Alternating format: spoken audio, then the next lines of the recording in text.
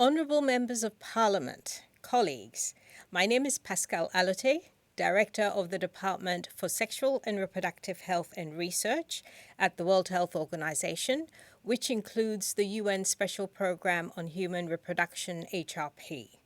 It is a privilege to address you today, and I extend my gratitude to the IPU Advisory Group on Health, and the Partnership for Maternal, Newborn and Child Health, PMNCH, for fostering this critical dialogue.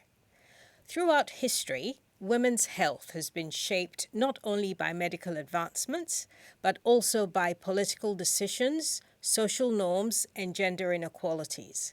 We still live in a world where, unlike my male colleagues, there is government or some religion or a law or policy that has greater authority over my body than I do.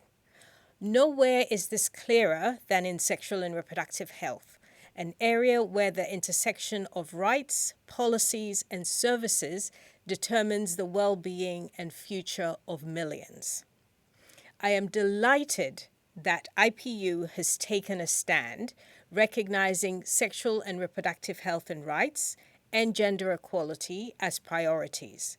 These issues are not abstract concerns. They are tangible realities affecting millions of women worldwide. Today, 164 million women of reproductive age have an unmet need for modern contraception. 45% of all abortions globally are unsafe. Harmful practices such as child marriage persist, driven by the same inequitable norms that fuel violence against women and girls. This is where our collective leadership matters. The partnership between WHO, PMNCH, and the IPU is more than a collaboration. It is a mechanism for bringing science to life, for bridging the evidence and translating it to policy and action, ensuring that laws are grounded in robust evidence and not fear. Investing in health is not an expense. It is a strategic choice that strengthens societies. When we prioritize health funding, we ensure that people, particularly women and girls, can access the services and information they need to lead healthy, empowered lives. Critically, coming together enables a diversity of voices and a whole-of-society approach. Diversity is not a threat, a burden, or an obligation. It is an asset that strengthens decision-making and enhances service provision. This is not a theoretical proposition, dear members. It is a proven reality. In Nigeria, a groundbreaking initiative mobilized religious leaders to promote sexual and reproductive health.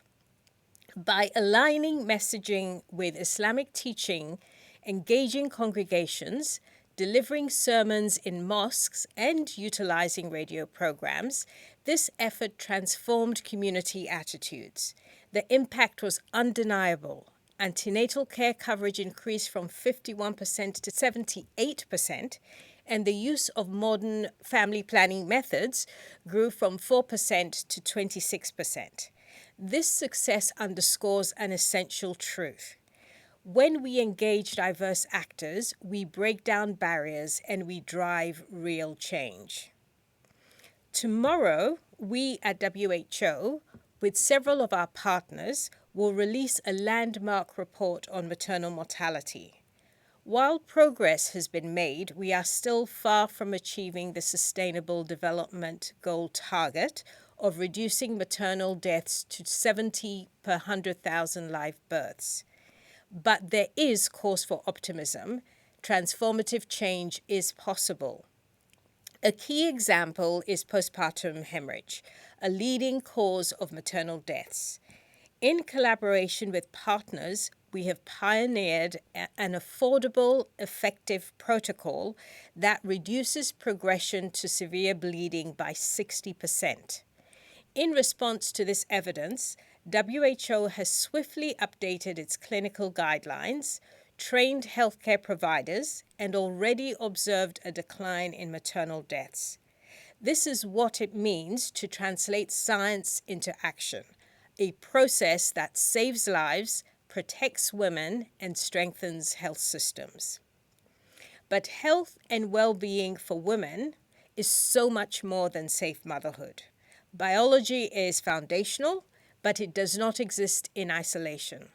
The same biological determinants that enable motherhood also influence women's vulnerability to disease, their access to care, and their overall well-being. These outcomes are shaped by social, economic, and structural factors, highlighting the need for a holistic, women-centered approach to health. When girls and women have the autonomy to make informed decisions about their bodies, the ripple effects are undeniable. Unintended pregnancies decrease, unsafe abortions decline, maternal deaths are reduced, and education and economic participation increase. At WHO, we are unwavering in our commitment to this agenda. We recognize the challenges, political, financial, and ideological, but we also recognize the power of leadership and collaboration. As WHO Director General Dr. Tedros has often stated, when you advocate for investment in WHO and for meaningful reforms, you strengthen our ability to serve the world more effectively. And just a couple of final closing remarks for World Health Day. I am proud to be WHO, to work in one of the most diverse organizations in the world. Our diversity is our strength. We may not all dream alike, think alike, or love alike, but we all belong. And in that belonging, there is power. Power to change systems, power to dismantle the hierarchies that seek to silence, and power to build a world where leadership embraces inclusion, representation, and shared progress.